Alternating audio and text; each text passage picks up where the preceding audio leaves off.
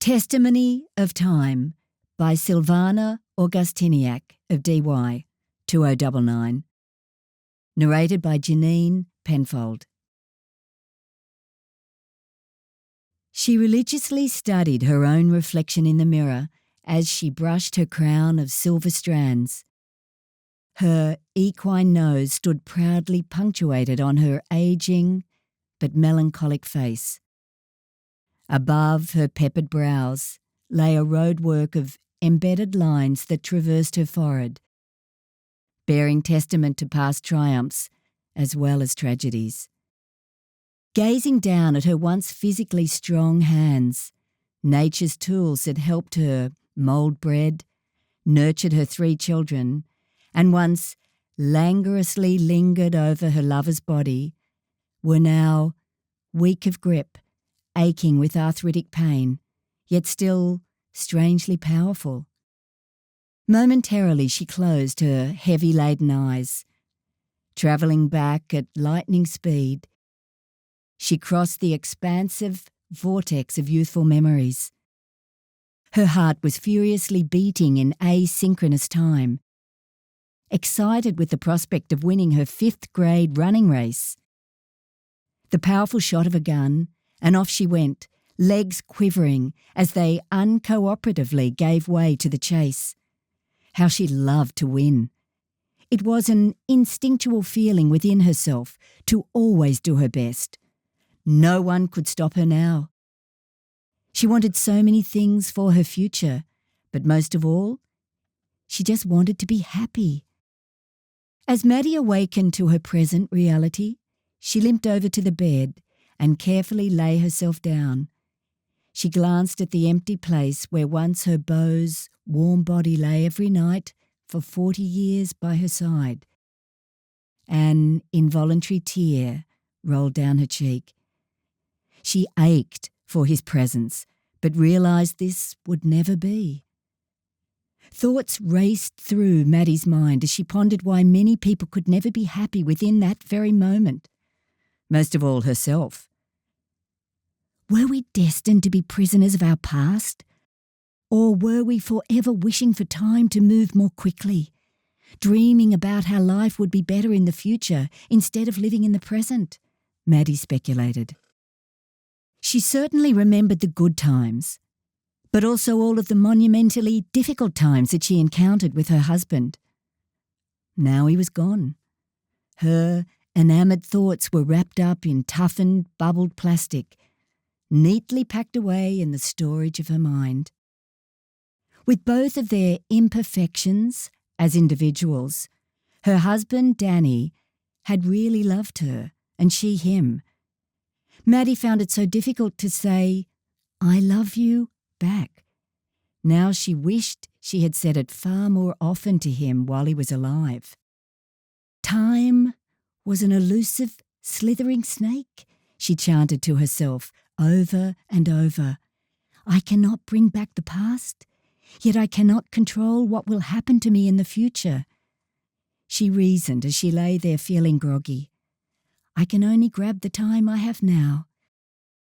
She reassured herself. Good night, my darling, she said, tenderly towards the photo of her husband hanging on the bedroom wall. Finally, Maddie fell asleep with her comfort blanket of thoughts and an old aspiration to be revisited tomorrow night. A new day was heralding. The azure sky bore a brilliant, clear pattern of promise. Maddie prepared herself for her daily walk on the beach, as this helped clear her early morning foggy brain feeling. Near the shoreline, Maddie was greeted with a warm, enveloping feeling of a semi-wet carpet of sand beneath her dainty toes. She felt every particle of its grainy texture massage her aching feet, making her feel supremely pampered. Gazing at the expanse of bubbling blue before her, reflections of gleaming light hit the water, dazzling her eyes with its endless beauty and fathomless depth. Ah, the simple things of life, she gasped. So beautiful and so inviting. "Remember, darling, when we used to walk every morning on this very beach?" she melancholically whispered to herself, as if someone was there accompanying her.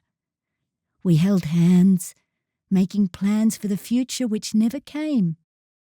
Maddie momentarily paused, choking back the tears. "Maddie!" A high-pitched, pizzicato voice came from behind her. "How have you been?" said Claire. "I have not seen you for a while. What's happening?" Claire quizzically asked.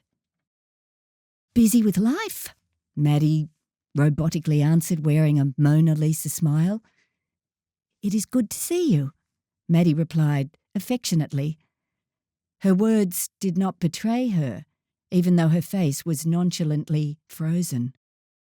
Over the next hour, they both walked alongside each other, engaged in the small, meaningless chit-chat of life as people often do.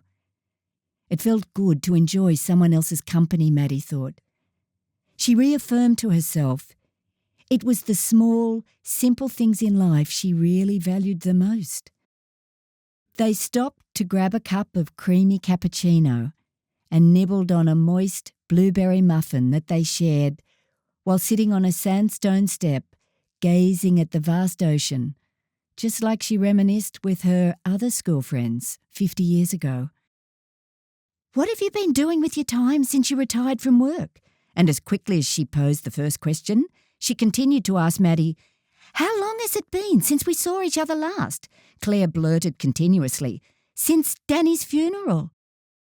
Claire hated being the executioner of that question, delivered just like a medieval axe descending on someone else's head. Claire repentantly continued, "I am a part of a book club, and this week's discussion is Thomas Hardy's Far from the Madding Crowd. You can join if you want. Also, our old school friends are having dinner at the local club. Why don't you come? They all would really love to see you again," Claire politely asked Maddie. She was anticipating a very solid no. "That would be lovely," Maddie kindly accepted. "So, that is that," said Claire surprisingly. "I will pick you up Friday night at your place at 6:30. It is time for you to start circulating again and enjoy the here and now," Claire joyously replied. Maddie nodded her head sympathetically. She now acknowledged the attestation that time is definitely on her side, and she is spending each moment wisely, but never forgetting her one true love. The end.